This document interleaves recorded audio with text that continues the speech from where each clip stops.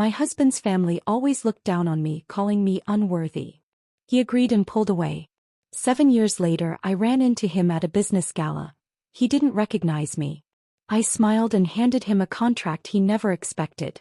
My company had just bought his family's business. Silence followed. I slammed the folder on our kitchen counter so hard that Jason's coffee mug toppled over, black liquid spreading across his pristine white shirt. What the hell is this? My voice shook, finger jabbing at the damning evidence. A background check? Me. Like I'm some kind of criminal. Jason's face drained of color as he recognized the manila folder labeled, Claire Thompson, background, in his mother's unmistakable handwriting. The private investigator's report his family had commissioned revealed everything. My parents' modest income, my student loans, even photos of the small house where I grew up. Each page was marked with Vivian Wright's elegant script. Unsuitable, common, lacking refinement. Claire, I can explain. Jason reached for my hand but I stepped back, the betrayal still fresh, still burning. Did you know about this? Before you proposed to me. The tears threatened to fall, but I refused to give them the satisfaction. That moment was my first glimpse behind the Wright family facade. I just didn't know it was only the beginning. I had met Jason Wright at a charity fundraiser where I was working as an event coordinator. He was charming, attentive, and seemed genuinely interested in my ideas about sustainable business practices. When he proposed 6 months later, I believed I'd found my partner, my equal. The diamond ring on my finger blinded me to the warning signs. The slight hesitation when he introduced me to his mother, the appraising looks from his father, the whispered conversations that stopped when I entered rooms. 3 weeks before discovering the folder, Jason's mother Vivian had called me to discuss the engagement party. Nothing fancy, she had promised with a smile that didn't reach her eyes. Just immediate family and a few close friends. The Wright estate sprawled across 5 acres of manicured lawns and gardens. Valets in crisp uniforms parked guests' luxury cars while waitstaff circulated with champagne and hors d'oeuvres. This was Vivian's idea of nothing fancy. 200 of Boston's elite mingling beneath crystal chandeliers. Jason disappeared within minutes of our arrival, pulled away by his father to meet an old friend, who happened to be the governor. I stood alone, clutching my purse like a shield when an older server approached. Miss Thompson? Mrs. Wright asked me to show you to your seat for dinner. He led me past the grand dining room where tables were being set with fine china and silver, through a swinging door, and into a smaller room where staff were preparing trays. There must be some mistake, I said, staring at the single place setting wedged between stacks of extra napkins and water pitchers. The server's eyes flashed with pity. Mrs. Wright was very specific. She said you'd be more comfortable here, observing how proper service is conducted. My cheeks burned with humiliation as I heard laughter from the main room. 20 minutes later, Jason found me still standing there, paralyzed with shock. Claire, what are you doing back here? Everyone's seated. His genuine confusion made me wonder if he truly didn't know what his mother had done, or if he was simply a better actor than I'd given him credit for. When he led me to the main table, Vivian's smile never faltered. Oh dear, there seems to have been a misunderstanding with the seating chart. I thought you might appreciate seeing how things operate behind the scenes, Claire. With your background in event planning. The emphasis made her meaning clear to everyone within earshot. I wasn't a guest. I was staff who had somehow stumbled into their world. That night, I confronted Jason about his mother's behavior. He sighed, running his hands through his hair in frustration, not with his family but with me. Mom's old-fashioned, Claire. She just needs time to adjust. You have to understand, she expected me to marry someone like Melissa Blackwell or Sarah Cavendish, people we've known our whole lives. People with the right pedigree, you mean? The word tasted bitter on my tongue. His silence was confirmation enough. The pattern continued. Thomas Wright, Jason's father and CEO of Wright Delicacies, summoned me to his office one afternoon. The company had been in the family for generations, their gourmet food products stocked in high-end stores nationwide. The headquarters occupied a restored historic building downtown, all polished brass and mahogany. I arrived in a new suit, thinking perhaps this was an olive branch. Maybe Thomas had finally recognized that my business degree might be an asset to the family company. Claire, he nodded without standing or offering his hand. Jason mentioned you've been looking for a position since graduation. Hope fluttered in my chest. Sir. My focus was marketing and product development. Thomas regarded me like I was a mildly interesting specimen under a microscope. We have an opening in the mailroom. It would give you a ground-level understanding of business operations. Where you belong, so to speak. The deliberate insult hung between us. I have a business degree, I said quietly. With honors. From Westfield State, he replied, not bothering to hide his disdain. This is a privilege, Claire. Most people would jump at the chance to get their foot in the door here, regardless of where they started. That evening, I overheard Jason on the phone as I approached our bedroom door. Dad, you can't seriously have offered her the mailroom. His voice was low, defensive at first, giving me a moment of hope before he continued. Yes, I understand she needs to earn her place, but... I held my breath, pressing closer to the door. You're right, Jason said after a long pause. She does have potential to improve. With the right guidance, she could eventually become presentable at company functions. Yes, I know what I'm taking on here. Taking on. Like I was a burden. A project. My fingers traced the engagement ring I once thought symbolized love but now felt more like a collar. Yet still I stayed, telling myself Jason would stand up to them eventually. That he loved me for who I was, not who they wanted me to become. The final humiliation arrived in an elegant silver box 1 week before our wedding day. Inside was a certificate for the Elizabeth Morrison Finishing School Executive Spouse Program, a 12-week course covering everything from proper table settings to conversational French. The handwritten note from Vivian read, "Perhaps this will help you belong. Best wishes, Mother Wright." My hands trembled as I showed Jason, hoping he would finally be as outraged as I was. Instead, his face brightened. See? Mom's making an effort. This is actually really thoughtful, Claire. These are skills that will help you navigate our world. Your world. The words escaped before I could stop them. I thought we were building our world. Together. He kissed my forehead, patronizing. Of course we are. But you have to admit there are certain things you weren't taught growing up. This is just filling in the gaps. In that moment, standing in our kitchen with the gift between us, I should have walked away. I should have seen that Jason Wright would never choose me over his family's approval, that he fundamentally agreed with their assessment of my worth. Instead, I walked down the aisle 3 days later, my father's arm linked through mine, my mother dabbing proud tears from her eyes in the front row. The right side of the church was filled with politicians, CEOs, and old-money Boston families who watched me with polite smiles and calculating eyes. I now pronounce you husband and wife. As Jason slipped the wedding band next to my engagement ring, I caught Vivian's eye over his shoulder. Her smile was victorious. The message was clear. The battle had just begun, and in her mind she was already winning. What none of them knew was that behind my teary bridal smile, something had hardened inside me. A seed of resolve planted by their cruelty would one day grow into the strength to walk away, and eventually to take everything they valued. But first I would learn exactly what I was up against. Married life in the Wright family was like drowning in slow motion. Each day another inch of water rose around me and no one else seemed to notice or care. Our first Thanksgiving as a married couple should have been a celebration. Instead, it became a ritual of exclusion that would repeat at every family gathering to follow. We gathered at the Wright estate, where Thomas carved the turkey with ceremonial precision while Vivian directed the staff with imperious gestures. When it came time for family photos, I stood beside Jason, smoothing my carefully selected dress. One Vivian had reluctantly approved. "Why don't you take the picture, Claire?" Vivian suggested, her voice sweet as poison. "You have such a good eye for these things." Before I could respond, a camera was thrust into my hands. I watched through the viewfinder as the Wright family, my family now supposedly, arranged themselves in perfect formation. Jason didn't even glance back as he took his place between his parents. "Smile," I instructed, my voice hollow. Later, when I mentioned it to Jason, he shrugged. "Mom just wants good family photos. We'll take one with you next time." But next time never came.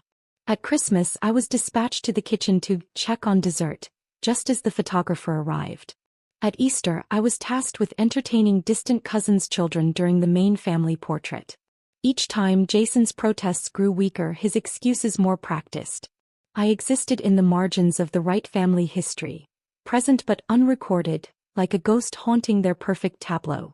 6 months into our marriage, Jason began leaving fashion magazines on our coffee table, pages folded to articles about refreshing your look and subtle enhancements. "Darling," he said one evening as I flipped through yet another magazine he'd left out, "have you ever thought about doing something with your nose? Nothing major, just a little refinement." I touched my nose reflexively. "What's wrong with my nose?" Jason sat beside me, taking my hand in his. "Nothing's wrong with it. It's just that Mom mentioned." He stopped himself, but it was too late.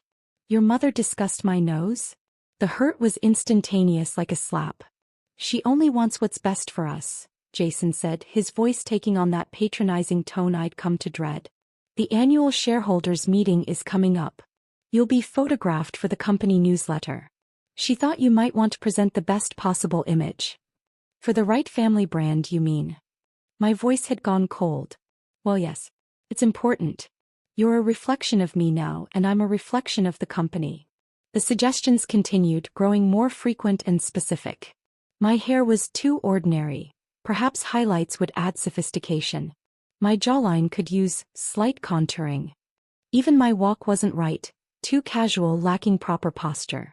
Each criticism chipped away at the woman I'd been, replacing her with a project forever failing to meet specifications. The confidence that had once made Jason notice me at that charity event faded like a photograph left in the sun. The annual Wright Foundation Charity Gala marked our one-year anniversary. I spent weeks preparing, studying guest lists, memorizing connections between Boston's elite families, practicing small talk about topics that interested the right circle. I even relented to Jason's pressure and had my hair styled the way Vivian preferred, an elegant updo that made me look more like her than myself. That night, I wore a black dress that cost more than my first car, standing beside Jason as he greeted investors and business associates with practiced charm. Vivian approached with a silver-haired man in an expensive suit. "Charles, I'd like you to meet Jennifer, Jason's wife," she said, her hand resting briefly on my arm. "It's Claire," I corrected automatically. Charles looked between us, sensing the tension. "Oh, of course. Claire." Vivian's laugh tinkled like broken glass. "I was just thinking of Jennifer Lopez. Doesn't she look a bit like her, Charles? Something about the features." The implication was clear. I was interchangeable with any other non-WASP face. Not worth remembering. Not worthy of the right name. Jason watched the exchange with a tight smile, saying nothing. Later, it happened twice more. Vivian introducing me as Jessica to a judge, then as Kathy to a congressman's wife. Each time Jason's defense grew weaker, until he stopped correcting her altogether. "It's just a slip of the tongue," he insisted on the ride home. "Mom meets hundreds of people at these events. She doesn't forget anyone else's name," I said quietly. "She remembers the housekeeper's 4 children by name." "You're being oversensitive. It's been a long night." He turned away, ending the conversation. That night, while Jason slept beside me, I stared at the ceiling and wondered when exactly I had become invisible in my own marriage. The final betrayal began with an ordinary Tuesday. Jason had left his briefcase in the hall when he rushed out for an early meeting. I noticed it while heading out for coffee with a friend, my increasingly rare attempt at maintaining a life outside the right orbit. I grabbed the briefcase, intending to drop it off at his office on my way. Inside my car, it tipped over, spilling some contents onto the passenger seat. As I gathered the papers, my hand froze over a small paper bag from a pharmacy. Inside were 2 pregnancy test kits with a yellow sticky note attached. "Vanessa, potential mother of a true right heir. Pick up champagne if positive. V." The handwriting was unmistakably Vivian's. The implication was unmistakably devastating. Who was Vanessa? My mind raced through every conversation, every event, every introduction. Then I remembered. Vanessa Holt, the daughter of Senator Holt, who had attended several rite functions. Tall, blonde, impeccably bred, with family connections tracing back to the Mayflower. Everything I wasn't. I replaced everything exactly as I'd found it and delivered the briefcase to Jason's assistant without seeing him. That night I waited for him to mention it. To explain. To at least have the decency to lie to my face. Instead, he announced he would be working late all week preparing for the annual company retreat. "The Berkshire property this weekend?" I asked, my voice carefully neutral. "Yes, all the executives and their spouses." He didn't meet my eyes. Except you shouldn't come this year. Mom thinks it's better to keep it strictly business. High-pressure negotiations with overseas partners. The retreat was always a family affair. Spouses were always included. Another exclusion, another erasure.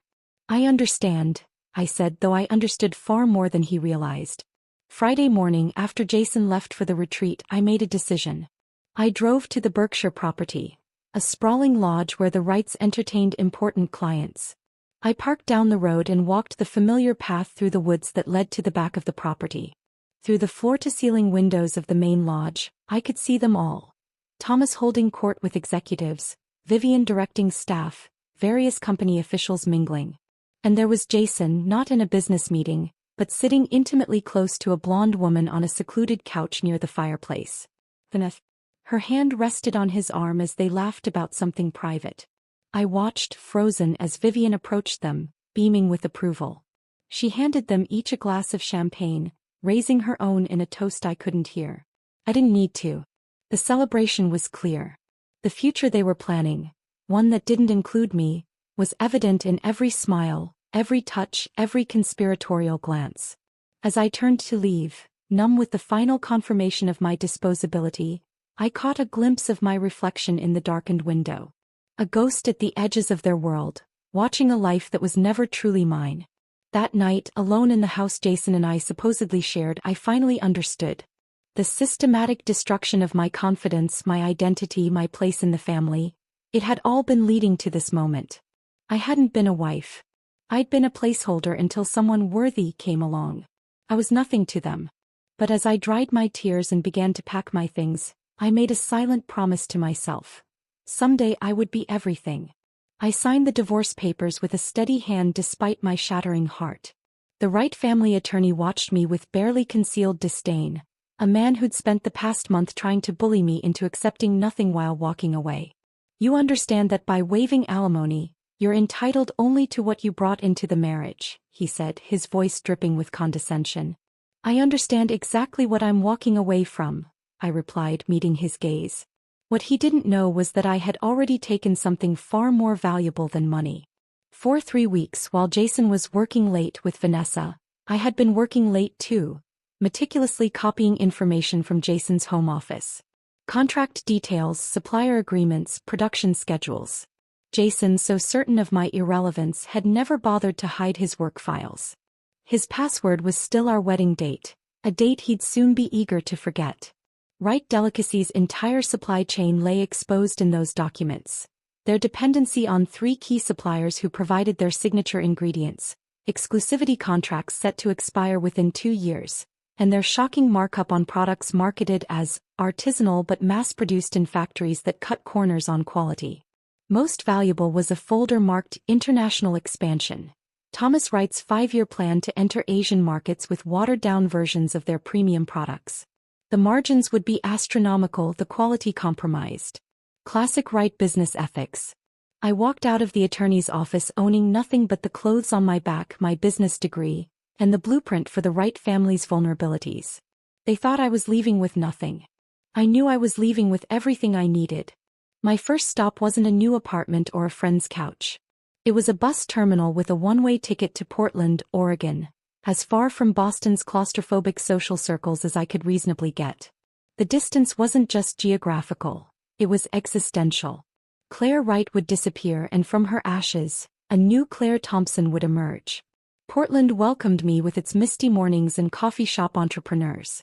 I found a tiny studio apartment above a bookstore and paid 3 months' rent in advance, the last of my personal savings. That first night, sleeping on a bare mattress with rain tapping against the windows, I felt something unexpected: freedom. The transformation began the next morning. I walked into a salon with my long Wright-approved brown hair and walked out with a sharp auburn bob that would have given Vivian heart palpitations.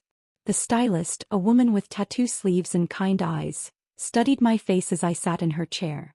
"This isn't just a haircut, is it?" she asked as she began cutting. "It's an exorcism," I replied, watching pieces of my old life fall to the floor. Next came the wardrobe. Gone were the conservative dresses and pearls that had never felt like me. I embraced colors and patterns that expressed rather than suppressed. Each new item was a declaration. I am not what they made me. The final touch was unexpected. A flyer for a voice and speech coach caught my eye outside a theater. Patricia was a former Broadway actress who now helped people find their authentic voice. During our first session, she listened to me speak, then nodded knowingly. "You've been trained to soften your natural cadence," she observed. "To round your vowels and adopt someone else's patterns. Boston Brahmin patterns, if I'm not mistaken." I hadn't even realized how thoroughly I'd internalized Vivian's speech lessons, how I'd been forced to erase the subtle Midwestern inflections from my childhood. "I want my voice back," I told Patricia. "Not just how I sound, but what I say." Over the next 3 months, as I reclaimed my authentic speech patterns, something else happened. I found my voice as a businesswoman too. The blueprint was taking shape. Then came the letter that changed everything. My grandmother Rose had passed away quietly in her sleep.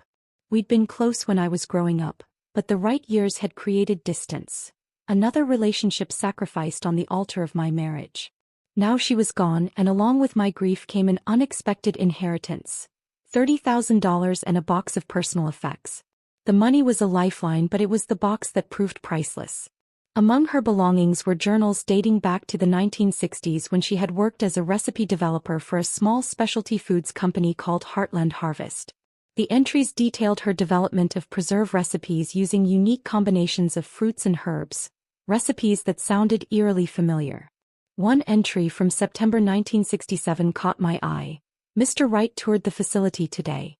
Took special interest in my blackberry sage preserve. Asked many questions about the balance of sweetness with the herb notes. Said it was revolutionary." I'm flattered but wary of his interest. 3 months later, Heartland closed suddenly. "Sold to investors," they said. Today I saw my blackberry sage preserve in stores, with the Wright Delicacies label. No credit, no compensation. Mr. Thomas Wright Sr. stole my work and is making a fortune. No one will believe a woman over a powerful man. I sat among my grandmother's things, stunned by the revelation. The signature Wright Delicacies Blackberry Sage Preserve, their most profitable product for decades, had been stolen from my grandmother. The irony was almost too perfect. Wright Delicacies had been built on theft, just as their son had stolen years of my life. Grandmother Rose had given me more than seed money. She'd given me moral clarity. This wasn't just about revenge anymore. It was about justice, about reclaiming what had been taken from both of us. With new purpose, I began researching Wright Delicacies' business practices more thoroughly. Through professional networking events, I accidentally bumped into Margaret Chin, who had been Wright's product development director before being abruptly terminated last year. Over coffee, Margaret's bitterness spilled out along with her insider knowledge. "Thomas had me developing this whole line of organic, sustainably sourced products. I created everything: supplier relationships, production methods, marketing concepts. Then he pulled the plug, said it wasn't on brand. 2 weeks later, I was let go because my position was redundant." She leaned forward, voice dropping. "But here's the thing, Thomas is wrong. The market is shifting towards sustainability. Wright Delicacies is so focused on tradition they can't see the future. They're vulnerable." Margaret wasn't the only one. I systematically connected with 6 former Wright employees, each sharing pieces of the puzzle. David from accounting revealed their cash flow weaknesses. Sarah from marketing explained how their brand was failing to connect with younger consumers. Carlos from operations detailed their outdated production facilities. Each conversation was carefully casual, each relationship cultivated without revealing my true connection to the Wright family. I was just Claire Thompson, a business school graduate interested in the specialty food industry.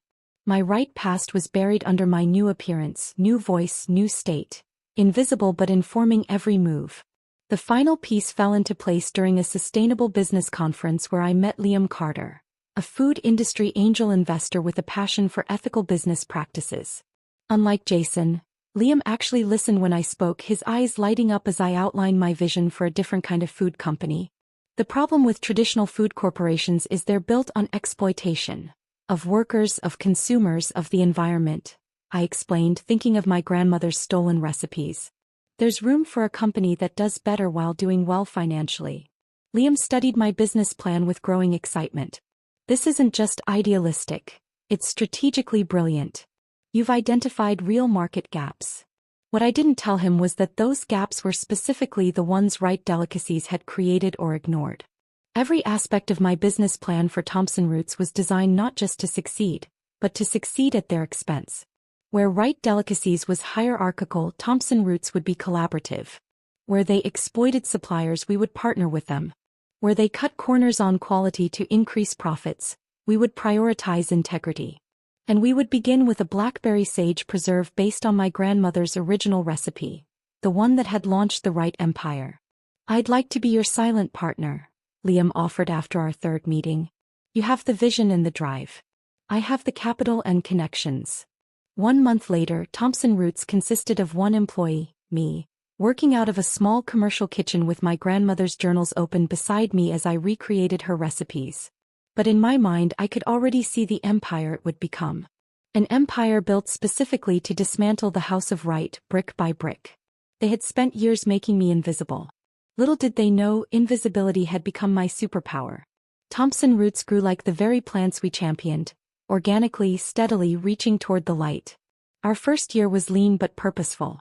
While Wright Delicacies mass-produced their preserves in industrial facilities, I built relationships with small Oregon farms, ensuring every ingredient in our jars could be traced to its source. The farm-to-table model wasn't just ethical, it was strategic. Wright Delicacies relied on large-scale suppliers who provided lower-quality ingredients at volume discounts. Their contracts had exclusivity clauses but only with major producers. The small family-owned farms I partnered with flew completely beneath their radar. "I don't understand why you're bothering with these tiny operations," Liam said during our quarterly review. "The profit margins would be higher if we consolidated suppliers."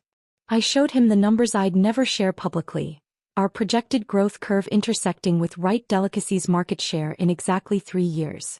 "Every jar we sell is one they don't. Every farm we partner with strengthens local agriculture, which happens to be the exact opposite of Wright's industrialized approach." Liam's eyes widened as understanding dawned. "You're not just building a company. You're building an anti-Wright machine." "I prefer to think of it as justice with a business plan," I replied. Each decision I made served dual purposes. When I chose eco-friendly packaging, it wasn't just to appeal to environmentally conscious consumers. It was because Wright Delicacies had invested millions in proprietary plastic containers that were becoming increasingly unpopular with younger demographics. When I prioritized fair wages and profit sharing for employees, it wasn't just ethical business practice. It was because Wright's notoriously high turnover created constant quality control issues they struggled to address. When I focused on transparency in our supply chain, highlighting the names and stories of our farmers on each label, it wasn't just good marketing. It was because Wright's deliberately obscured sourcing was becoming a liability in an age where consumers demanded authenticity. Our modest success in the Pacific Northwest might have continued at that measured pace if not for a chance encounter at a food industry conference in Seattle. I was presenting a session on sustainable business models when I noticed a woman in the back row watching me with unusual intensity.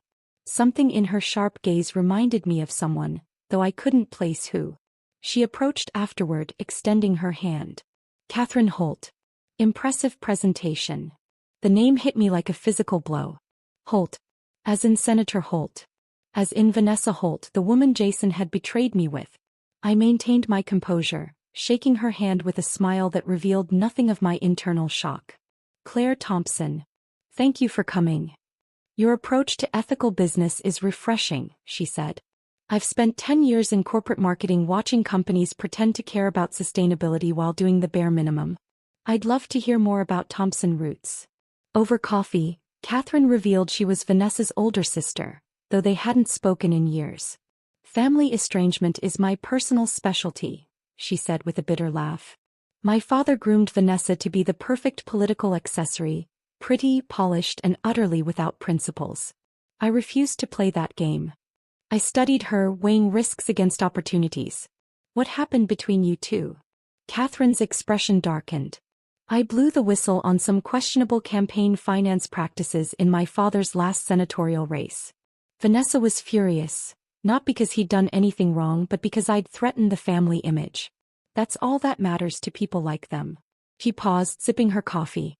"I hear she's engaged to some food industry heir now." Poor guy probably has no idea what he's in for. I almost laughed at the irony. If only she knew. 2 weeks later, Catherine Holt became Thompson Roots marketing director. Her insider knowledge of how families like the Holts and Wrights operated proved invaluable. More importantly, her casual mentions of Vanessa's activities with her fiancé Jason kept me informed of my ex-husband's life without ever having to explain why I cared. Vanessa called me out of the blue yesterday, Catherine mentioned casually one afternoon as we reviewed packaging designs. Trying to mend fences apparently. Says she and Jason are having problems. He's drinking too much, the family business is struggling with new market pressures, her words. I think she's realizing that marrying into money isn't all she thought it would be. I kept my expression neutral while satisfaction bloomed inside me. Market pressures? How unfortunate. With Catherine's guidance, Thompson Roots launched a documentary series called From Soil to Table that streamed on our website and social media channels. Each episode highlighted a different aspect of ethical food production: sustainable farming, fair labor practices, transparency in ingredients. We never mentioned Wright delicacies by name. We didn't have to. The contrast between our methods and theirs was implicit in every frame, every interview with happy farmers and workers, every close-up of natural ingredients being transformed through traditional methods. The series went viral in food-conscious circles, earning features in culinary magazines and sustainability blogs. Each new follower, each new customer was another thread in the web I was weaving, a web designed specifically to entangle Wright delicacies. Our growing success required expansion. I deliberately targeted regions where Wright had their strongest distribution: Boston, New York, Chicago. Each Thompson Roots jar on those shelves directly competed with Wright products, often positioned right beside them thanks to strategic slotting fees I'd budgeted for precisely this purpose. The Northeast expansion is cutting deeper into operating capital than we projected, Liam warned during our fourth-year review. Are you sure the Boston market is worth this level of investment? I showed him the latest sales figures. Boston consumers are switching to our products at twice the rate of other markets. Trust me, this is exactly where we need to be. What I didn't tell him was that I'd arranged for something special in the Boston rollout. A blind taste test marketing campaign where consumers compared unlabeled preserves and voted for their favorite. Our blackberry sage preserve, my grandmother's original recipe, consistently outperformed Wright's version by significant margins. But my most satisfying strategy was also the most personal. When Thompson Roots expanded to the East Coast, I initiated what I called our executive feedback program. Under the guise of market research, we sent carefully curated gift baskets to influential business leaders in the food industry, including, of course, the entire Wright family. The feedback forms returned with effusive praise. Thomas Wright himself wrote, "Exceptional quality and depth of flavor. Reminds me of how preserves used to taste before mass production." Vivian noted, "Elegant packaging and sophisticated flavor profiles. This would be appropriate for even the most discerning tables." Jason?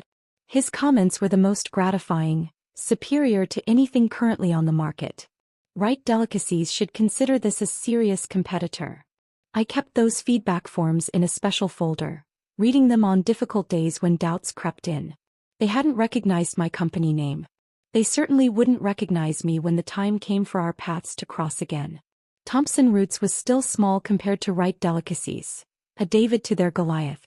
But I had something they didn't: intimate knowledge of their weaknesses, their blind spots, their vulnerabilities.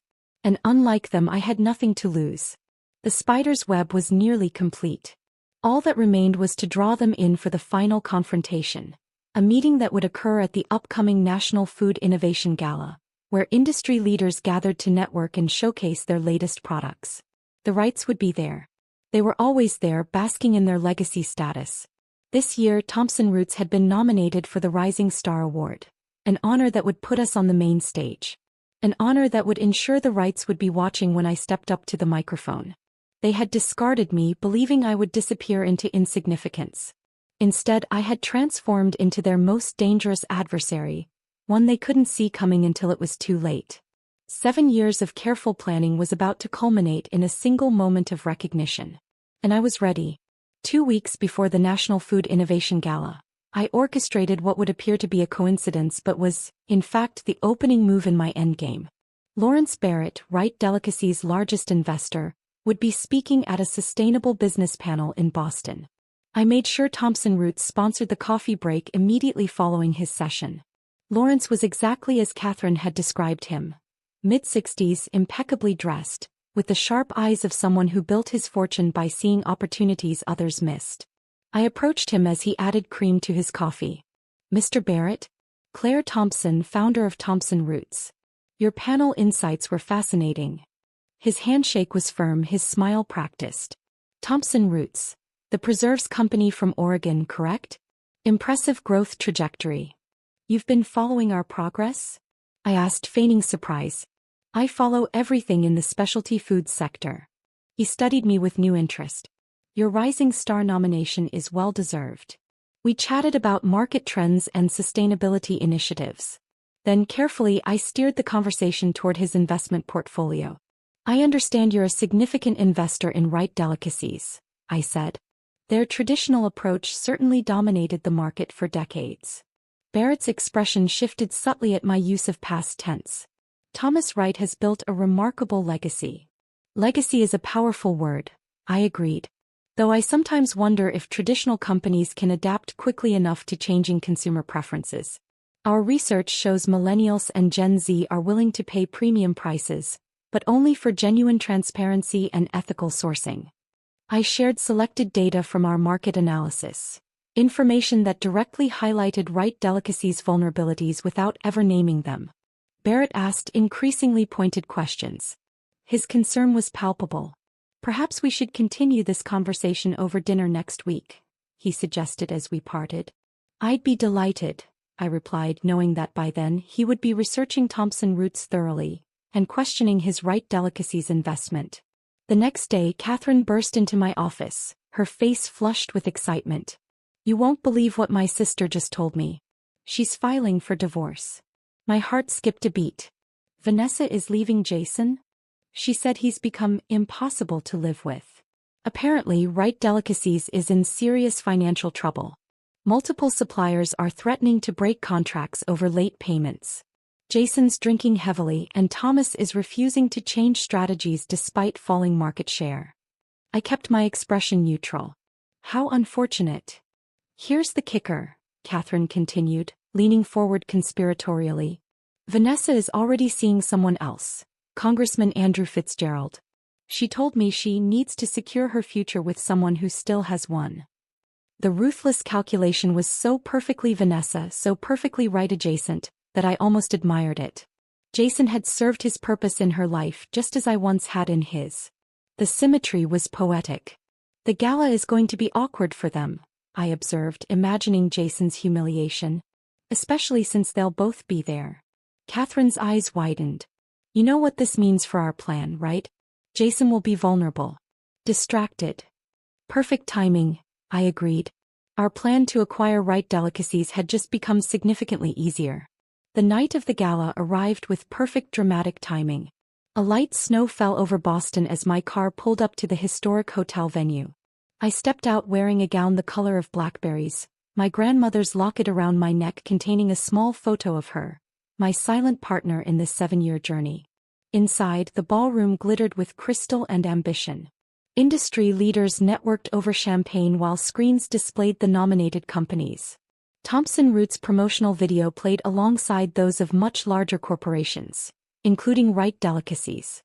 I spotted them immediately across the room. Thomas looking older but still imposing, Vivian elegant in midnight blue, surveying the crowd like a general, and Jason handsome as ever but with new lines etched around his eyes, a glass of scotch already in hand. Vanessa was notably absent. I circulated carefully, staying out of their line of sight. Lawrence Barrett caught my eye and nodded meaningfully. Our dinner conversation had clearly had the intended effect. Phase 1, complete. The Rising Star Award was announced midway through the evening. When they called Thompson Roots, applause filled the room. I approached the podium, noticing the Wright family's polite but disinterested expressions. They didn't recognize me, not yet. "Thank you," I began, my voice steady. "Thompson Roots was born from a simple belief that food should nourish not just our bodies, but our communities and our planet. As I spoke about our journey, I saw Lawrence Barrett approach Thomas Wright, whispering something in his ear. Thomas straightened, his gaze suddenly locked on me with new intensity. The first flicker of doubt. After the ceremony, I circulated strategically until I found myself face to face with Jason. 7 years had changed us both, but while time had added shadows to his features, it had given me a confidence that radiated from within. "Congratulations on your award," he said, his smile not reaching his eyes. "Impressive for such a new company." "Thank you, Jason," I replied, watching for recognition at the sound of his name. "Nothing. I believe business should be built on integrity, not just profits." He nodded absently, clearly not connecting this stranger with his past. "If you'll excuse me, I need to speak with our investors." "Of course," I smiled. "I believe they're quite interested in speaking with you too." I watched him walk away satisfied. The real confrontation would come tomorrow, in the Wright Delicacies boardroom. The following morning, I arrived precisely on time for the meeting Lawrence Barrett had arranged. "A potential investment opportunity," he told the Wrights. They didn't yet know I was there to buy them out. Thomas Wright's face registered confusion when I entered the boardroom. "Miss Thompson? I don't understand." I placed a folder on the table. "My analysis of Wright Delicacies' current position and Thompson Root's offer to acquire controlling interest." The shock in the room was palpable. Jason nearly choked on his coffee. "This is absurd. We're not selling to a startup. Your company's market value has declined 30% in 2 years, I stated calmly. 3 major suppliers are considering breaking contracts. Your core demographic is literally dying off, and younger consumers find your brand outdated and ethically questionable." Thomas's face flushed with anger. "How could you possibly know about our supplier issues?" "The same way I know about your cash flow problems and the loans you've taken against your family estate," I replied. "Due diligence." Jason glared at Barrett. "This is a hostile takeover." "This is business," Barrett replied. "The board has already voted to accept the offer, contingent on today's meeting." I slid the acquisition contract across the table. Jason picked it up, his hands trembling slightly as he flipped through the pages.